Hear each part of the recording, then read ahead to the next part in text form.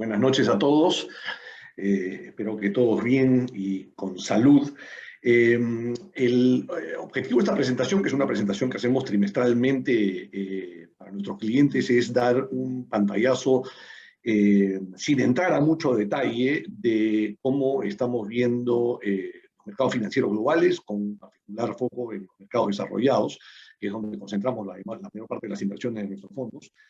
No pretendemos entrar en mucho detalle, pero sí darles un marco de qué es lo que estamos pensando ahora y cómo creemos que en función a esas observaciones debe posicionarse un portafolio de inversión. Entonces, arrancamos con los temas preparados, si es que la presentación responde y puedo ir al primer slide. Ok, ahí está. Bueno, en primer lugar, después de la importante recesión causada por la pandemia, lo que estamos viviendo hoy día es básicamente todavía un rebote muy importante de la economía global en general. Pero lo cierto es que ese rebote que ha sido muy fuerte durante el 2021, con tasas observadas relativamente altos que para la economía global van a ser más o menos de 5,5%, va a ser un rebote que el próximo año se va a desacelerar. El próximo año, de hecho, el Fondo Monetario sacó sus perspectivas de crecimiento hace un par de días y básicamente en este nuevo reporte ha moderado un poco las expectativas de crecimiento, tanto las de este año como las del próximo año. En general, lo que se observa es que la economía global va a crecer 5,5% este año y probablemente va a ser algo alrededor de 4,9% el próximo año, donde va a haber tasas de crecimiento bastante diferenciados y donde, como advierte el fondo, va a haber una divergencia importante entre el crecimiento de economías desarrolladas y el crecimiento de mercados emergentes, que van a crecer a tasas algo menores. Así es que, ¿qué es lo que estamos viendo por delante? Un escenario de crecimiento que se va a mantener en el 2022, pero a un ritmo menor al que hemos visto este año, que es un año básicamente de rebote. Y esperamos para los años subsiguientes, lo más probable es que, habiendo salido de una crisis de la naturaleza que hemos tenido el año pasado y con la cantidad de estímulo fiscal y monetario que todavía sigue circulando en los sistemas, vamos a tener unos cuantos años de crecimiento, pero de crecimiento que probablemente ya vuelva a la tendencia prepandémica, crecimiento que probablemente en países desarrollados esté alrededor de 2%, 3%, en países en vías de desarrollo probablemente un poco más alta, con niveles de inflación que también deberían estabilizarse por debajo de lo que estamos observando hoy día. Muy rápidamente, dos cuadros, uno sobre Estados Unidos y uno sobre Europa, sobre esta encuesta que básicamente refleja las intenciones de compra de gerentes de empresas industriales. Y este cuadro es un cuadro que seguimos muy seguido, como sigue todo el mercado, porque es un indicador líder de cómo se comportan las economías y de cómo se comportan los mercados financieros también. De hecho, es uno de los mejores indicadores, uno de los mejores predictores de cómo se van a mover los mercados financieros. Evidentemente, ambos cuadros muestran la debacle que fue ocasionada por la pandemia y el rápido rebote que tuvimos tanto en servicios como en manufactura. Y una cosa que verán es que el sector manufactura cayó menos que el sector servicios durante la pandemia, básicamente porque, como es lógico, también fue menos sensible a las cuarentenas, a las restricciones de movilidad. En la línea azul que estamos viendo líneas aéreas, restaurantes, hoteles, servicios presenciales en general, ¿no? Y este rebote, que fue importante, tuvo un falso arranque que se vio después perjudicado por la variante Delta, tanto en Estados Unidos como en Europa. Hoy lo que estamos viendo son tasas de crecimiento que siguen siendo altas. Ojo, una cosa para indicar acá, la línea 50 indica, a partir de la línea 50 se indica expansión, debajo de la 50 retracción. Entonces estamos viendo que estos predictores nos dirían que las economías van a seguir creciendo, pero a tasas menores que las observadas en periodos anteriores, aunque lo más probable es que en servicios veamos otra vez un rebote en la medida en que salgamos de la variante Delta, como esto está pasando, en la medida en que los países, los Estados Unidos, se están viendo otra vez a viajes internacionales y vamos a ver que turismo, hotelería, etcétera, otras industrias que están dedicadas a servicios específicamente empiecen a rebotar. Entonces, lo que estamos viendo es básicamente acá que el ciclo de negocios confirma que todavía vamos a seguir viendo crecimiento, pero algo más moderado de lo que estuvimos viendo durante los primeros 9 meses de este año. Ahora, este crecimiento no es un crecimiento que se ha dado sin algunas preocupaciones y en particular, como muchos de ustedes habrán leído, el principal punto, la principal amenaza a este rebote post-pandémico se centra en las presiones inflacionarias que se están generando, ¿no? De hecho, hoy día se publicó el reporte de inflación en Estados Unidos y salió de acuerdo un poco arriba de lo esperado, 5.3%, que es una tasa en términos históricos muy alta para Estados Unidos. Y el gran debate que hay alrededor de esa inflación es si esta inflación responde a fenómenos de corto plazo o si es algo que se está instalando y va a durar mucho en el mercado. Y porque ese debate es importante y qué acciones de política requeriría, si es que la percepción es que estamos entrando en un escenario de inflación desbocada, requeriría que los bancos centrales de este mundo sean más proactivos en eliminar el impulso monetario que le han estado dando a las economías globales desde la pandemia, ¿no? Y de hecho, ya está claro que la Reserva Federal de Estados Unidos, que es el principal proveedor de liquidez global, va a empezar a cortar su nivel de compra de activos en los mercados a partir del mes de noviembre, ya está preanunciado y de hecho confirmado en las actas de la Reserva Federal de hoy día, y muy probablemente ese proceso de ir saliendo de los mercados termine en julio del próximo año. Ahora, la Reserva Federal, este es uno de estos puntos de este debate con respecto a la inflación, ha sido muy enfática en señalar que esta inflación que estamos viendo responde a factores de corto plazo, a factores de oferta. Y efectivamente, para contar la historia en breve, durante la pandemia muchos sectores básicamente dejaron de operar y la reapertura de estos sectores se ha hecho con un cierto grado de dificultad. Voy a señalar un caso acá que es un caso emblemático. El año pasado, madera en Estados Unidos.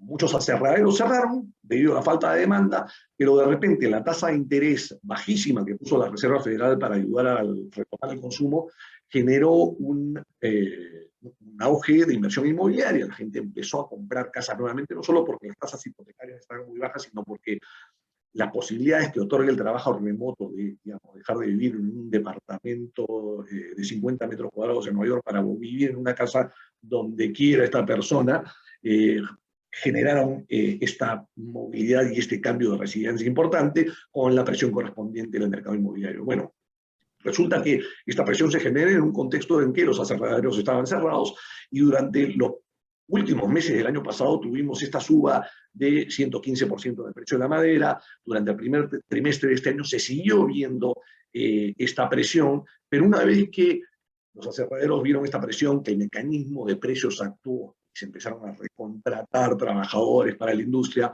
hemos visto que los precios han empezado a caer, todavía no han llegado a los precios prepandemia, pero cada trimestre que hemos visto, estos precios han seguido nivelándose. Historias parecidas han pasado con autos usados, ¿no? De hecho, hoy día, en la publicación del reporte de inflación, hemos visto nuevamente que los precios de autos usados han vuelto a caer. Bueno, el año pasado las agencias de alquiler de autos básicamente cerraron y este año, ante la demanda que se produce con la reapertura de la economía y la falta de autos, empiezan a comprar autos usados y se genera una presión inusual en este mercado, la cual va a ir moderándose y se va a ir nivelando. Y lo mismo se pasa con DRAM, es básicamente el mercado de semiconductores. Nuevamente, un shock de oferta importante que se está revirtiendo. Y acá tenemos varias industrias que indican que este fenómeno inflacionario parecería ser un fenómeno de corto plazo, un problema de la reapertura y el recomienzo de actividades. Seguimos teniendo varios problemas en varios mercados. Logística, por ejemplo. Los puertos siguen estando muy congestionados, no van a aparecer más containers de la noche a la mañana y los precios de fletes han subido dramáticamente, lo cual genera toda una serie de trabas en las cadenas de suministros a nivel global. Ahora, digamos que la Reserva Federal suba las tasas de interés o baje el estímulo monetario, no va a hacer que súbitamente aparezcan más fábricas de semiconductores o más containers. Por lo tanto, si bien es cierto que es necesario no es necesario tanto estímulo monetario a estas alturas, también es cierto que estos shocks que estamos viendo son en general shocks derivados de oferta. La excepción en este caso, hay dos casos que son excepcionales. Uno, el caso de energía, precios de petróleo y de gas en particular en Europa, en Asia subiendo tremendamente ante las perspectivas de un invierno más frío del usual y además como consecuencia de la decarbonización, este impulso regulatorio por ir cada vez más hacia energías limpias ha hecho que mucha de la inversión que había en gas o bueno, en hidrocarburos en general se trunque, y en un momento en que es necesario reactivar eso no está a disposición, y por lo tanto lo que pasa es que tenemos esta explosión de precios en costos de energía. Ahora, la capacidad instalada a nivel general industrial no está siendo copada. No es que las fábricas no pueden producir más y tienen que subir precios. Hay todavía capacidad instalada en general, pero en algunas industrias estamos viendo que este shock es importante. Ahora, del lado de la demanda, estábamos hablando ahora del lado de la oferta, del lado de la demanda, claro, uno podría pensar que con tanto estímulo monetario los consumidores van a salir a gastar descomunalmente, y me voy a referir a este cuadro de abajo a la izquierda. Hoy día, el nivel de consumo, otra vez me refiero a Estados Unidos, la economía principal y un poco la que marca un poco el comportamiento de mercados desarrollados. Como decía, el nivel de consumo se retrajo mucho durante la pandemia, pero ahora ya estamos en la misma tendencia que estábamos a niveles prepandémicos. Esta retracción de consumo se dio al mismo tiempo que que se dio un nivel relativamente alto de transferencia desde el gobierno a consumidores como parte de este esfuerzo fiscal para evitar que haya un colapso de cadena de pago, que haya un colapso de consumo en muchos mercados, ¿no? Pero lo que vimos como resultado de estas transferencias es que aumentó el nivel de ahorro del consumidor americano de manera significativa, ¿no? O sea, tradicionalmente el nivel de ahorro es cero, y hoy ya estamos hablando de 3 trillones de dólares almacenados, 2.5 trillones de dólares de ahorros personales almacenados en bancos africanos. Ahora, claro, uno podría pensar, ¿qué pasa si eso entra de golpe a ser consumido? Y hay algunos datos que nos dan cierto confort. Uno, bueno, esto no da mucho confort, pero una parte importante de este ahorro ha sido concentrado en sectores de mayores ingresos, los cuales tienden a tener una propensión marginal a consumir menor, y por lo tanto, más que ver que esto pueda derivar en un consumo desenfrenado, probablemente lo que vamos a ver es que este nivel alto de ahorros soporte mercados financieros, porque estamos hablando de que este nivel alto de ahorros hoy está concentrado en un porcentaje importante en población que no es que consume más normalmente cuando tiene excedentes, sino que mete su plata activos financieros, ¿no? Así que por ese lado creemos que hay algunas señales. No voy a expandirme sobre el lado de empleo, pero la verdad es que el empleo se perdieron 22 millones durante la pandemia y todavía falta recuperar 5 millones.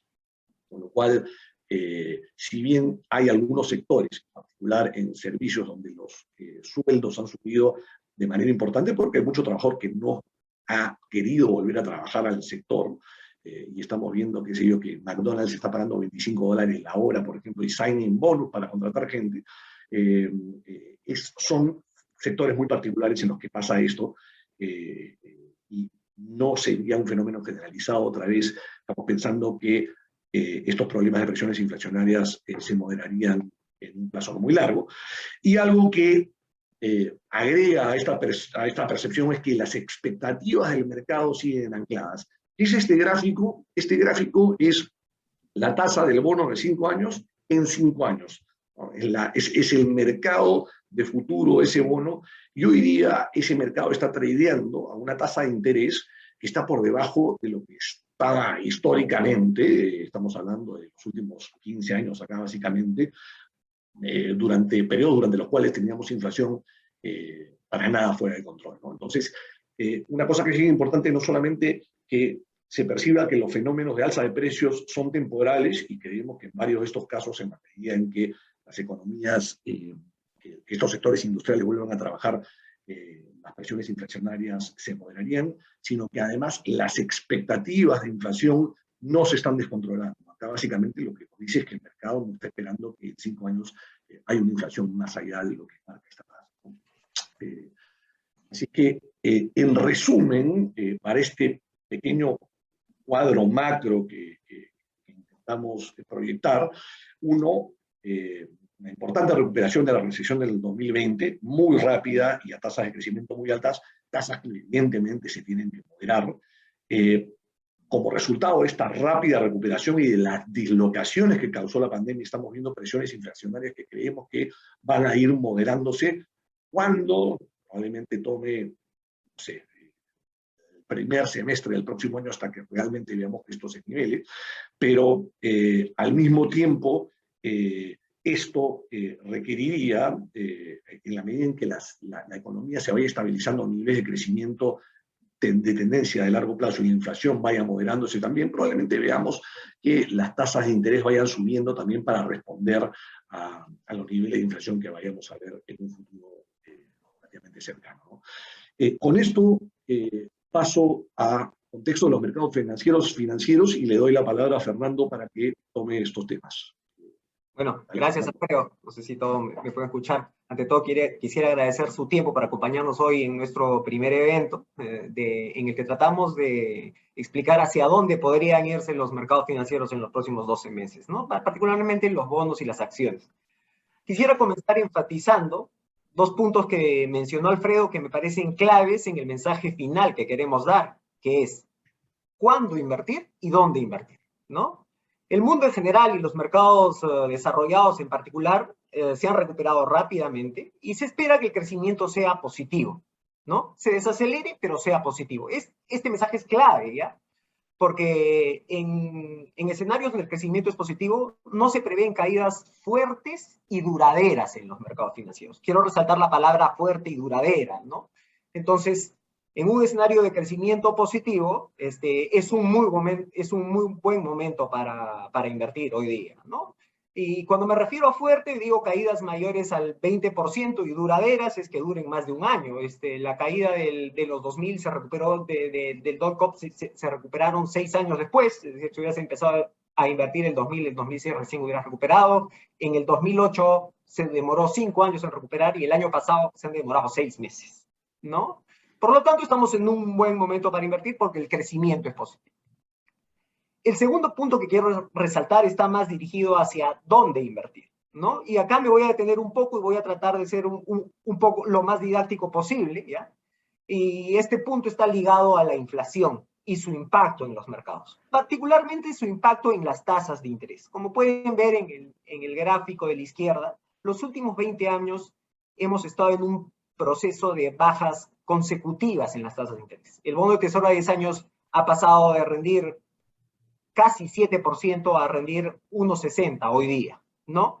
Esto ha tenido implicancias grandes en los mercados financieros, ¿no? Y también es clave para elegir dónde invertir, ¿ya? Porque en economías en crecimiento, las tasas reales de interés no pueden ser negativas durante mucho tiempo. Como ven ahí, el gráfico en azul, hemos visto periodos en que las tasas reales de interés han sido negativas, pero periodos muy cortos, ¿no? Ahora las tasas reales descontadas de inflación son fuertemente negativas. Entonces, lo que creemos y lo que esperamos es que estas tasas reales se reviertan. Eso implica o que la inflación caiga o que las tasas suban. Nosotros creemos que va a haber un mix de esas dos cosas, ¿no? Entonces, la pregunta es entonces, ¿dónde invertir en este escenario? Que las tasas van a estar al alza. Entonces, y tenemos 2 opciones, invertir en bonos o invertir en acciones. Y el gráfico del medio trata de ilustrar qué tan caros se encuentran los bonos versus las acciones. Porque ahorita lo que venimos escuchando es que los activos financieros se encuentran caros. Eso es para diciéndose mucho en las noticias, ¿no? Y lo que trato de ilustrar en este gráfico del medio es el ratio precio-utilidad de los bonos y de las acciones, del S&P en particular. Solamente como para ejemplo, si nosotros invirtiéramos $100 en un bono del Tesoro de Estados Unidos a 10 años, nos demoraríamos 60 años en recolectar otros $100 a esas tasas de interés. versus invertimos en las acciones, nos demoraríamos 20 años. Entonces, eso más o menos nos da una idea de qué tan caro o barato se encuentran este tipo de activos financieros. Ahorita, con la conclusión que tenemos de que las tasas de interés reales se van a ir al alza, esto va a jugar en contra a los activos financieros en general, pero más a los bonos en particular. Entonces, los bonos van a tener viento en contra en los próximos años, ¿no? Si podemos pasar a la siguiente gráfica para responder el tema de, entonces, respecto de bonos y acciones, no sé si Alfredo me puedes hacer el favor de pasar, por favor, a la siguiente gráfica. Esta gráfica cuenta la misma historia que les vengo diciendo, pero desde otro punto de vista. Si hubiéramos invertido en acciones y bonos en los últimos 20 años, desde el 2000, veríamos que el retorno del S&P promedio ha sido alrededor de 7.75% anual versus el retorno de los bonos de 6.15%, ¿no? Acá quiero resaltar los efectos que tienen las grandes recesiones en estos tipos de acciones. Miren cómo nuevamente, luego de la crisis .com se demoraron 6 años en recuperarse las acciones, luego de la gran crisis financiera se demoraron 5 años en recuperarse las acciones, y las acciones recién les han ganado a los bonos a finales del 2020. Entonces, la gente que está acostumbrada a invertir dice, oye, ¿para qué voy a tomar más riesgo en las acciones? Si se mueven mucho, tengo probabilidad de perder capital, pero bueno, porque obviamente han visto esta corrida de los bonos en los últimos 20 años, que ha estado respaldada por la caída en las tasas de interés que lo vimos en el gráfico previo. Pero este gráfico es engañoso. Si lo trazamos 10 años más o 20 años más para atrás, vamos a ver claramente que las acciones le han ganado a los bonos, ¿no? Por un margen elevado. Si lo tiramos desde 1980 o desde 1970, las acciones han tenido un retorno de 12% aproximadamente, ¿no? Pero siempre me dicen, en el largo plazo todos estamos muertos. Es que hay que tener una visión de largo y mediano plazo cuando invertimos en acciones, y resalto de largo plazo porque, como ven, los mercados fluctúan, ¿no? Sin embargo, es un buen momento para invertir. ¿Y cuál es el momento y parece ser que las acciones son el vehículo a escoger porque las tasas de interés van a subir y esto le pega más a los bonos que las acciones? En la siguiente gráfico, y acá ya quiero hablar respecto de en qué tipo de acciones, ¿no? Este gráfico es bien bonito también y se cuenta solo porque nos dice cómo han evolucionado los mercados a lo largo del tiempo, ¿no? Los índices, porque nosotros invertimos en índices, es un promedio de los sectores que componen los índices. Y vemos cómo en los últimos 20 años ha habido rotación entre los sectores ganadores y perdedores, en el S&P en particular, ¿ya? En este caso es el del S&P. Vemos como los primeros 6 años, 7 años, los sectores ganadores han sido el sector energía y el sector financiero. Viene la gran crisis financiera y el sector financiero básicamente pierde porque fue el originador de la crisis, mientras que el sector de energía sigue subiendo, ¿no? Y llegamos al 2015, donde está la trepada de los precios del petróleo, y luego viene la crisis petrolera, y vemos cómo desde el 2015 el sector de energía ha perdido peso en la economía. Si me remonto a los últimos 20 años, diría que el sector de energía en el 2005 era el 15% más o menos del S&P, ahora representa el 3%, ¿no? También vemos como los sectores de alto crecimiento y donde está la innovación y el avance tecnológico, que son sectores como el de tecnología, obviamente, y el de salud, vemos cómo han sido los líderes en los últimos años. El sector de tecnología ha tenido un crecimiento importante desde el 2016, producto de las innovaciones que estamos viviendo, que se han acelerado con la pandemia.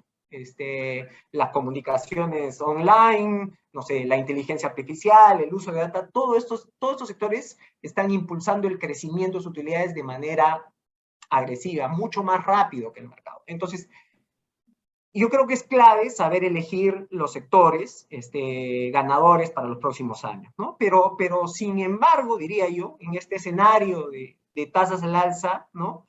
Hay que tener en cuenta temas bien puntuales, y no sé si, Alfredo, por favor, puedes pasar a la siguiente diapositiva, y vemos cómo es que los sectores tecnológicos y de innovación le ganan siempre al mercado. Esta línea azul es la división o el ratio del sector, cómo le ha ido al sector tecnológico versus cómo ha ido a los sectores tradicionales o sectores de value, ¿no? Vemos cómo ha tenido una corrida muy fuerte hasta finales del 2020 y luego se han quedado planos. Y se han quedado planos, ¿por qué? Porque estos sectores de innovación tienen crecimientos muy altos y sus utilidades están situadas en los próximos 10 años. Entonces, cuando suben las tasas de interés, el valor presente de esos flujos, que al final del día el valor presente de las utilidades de una empresa es lo que vale la empresa, ¿no? Entonces, al subir la tasa de interés, el valor presente de esa utilidad se hace menor. Por ende, con subidas de la tasa de interés, estos sectores tienden a corregir más en el precio. Sin embargo, yo diría que una vez que estos miedos de inflación cesen, estos sectores otra vez van a liderar el crecimiento de los precios y de las ganancias, ¿no? Y otra vez van a retomar el liderazgo dentro de los índices, ¿no? Entonces nosotros esperamos que por este tiempo que la gente habla bastante de la inflación, los sectores tradicionales ligados a la industria, a la energía, ¿no? Al consumo, estén favorecidos, el sector financiero también esté favorecido por esta subida en la tasa de interés, mientras que los sectores tecnológicos tengan el viento en contra, ¿no? Entonces, nosotros, en nuestra estrategia general, esperando que las tasas de interés suban, estamos posicionados en bonos que tienen una cortita duración para evitar caídas en el precio bruscas. Estamos poniendo los portafolios más hacia los sectores tradicionales, por así decirlo, como el sector financiero, el sector industrial, ¿no? Y mantenemos, sí, un pie en los sectores de tecnología e innovación, porque uno nunca sabe, ¿no? En qué momento empieza otra vez el ciclo, ¿no? Nuestra misión es estar invertidos, no es estar timeándole al mercado cuando ahora sí es el momento de invertir o ahora no, ¿no? Nosotros tenemos una alocación de activos, o sea, seleccionamos nuestros portafolios para que se beneficien de la coyuntura en el mercado, ¿no? Entonces, al final, nuestro mensaje, si pasamos a la siguiente diapositiva, es que, y para que les quede, creo, ya más claro, es un muy buen momento para invertir. Parece ser que las acciones van a tener un mejor desempeño en los próximos 12 meses que los bonos, ¿no? Y que los sectores tradicionales ahorita tienen el viento a favor versus los sectores de tecnología. Sin embargo, una vez que todo este miedo de inflación pase, los sectores tecnológicos van a volver a liderar el mercado, ¿no? Y acá cierro y ese es el mensaje que quería darles y hablo el espacio para las preguntas. Gracias. Gracias, Fernando. Sí, gracias, Alfredo y Fernando.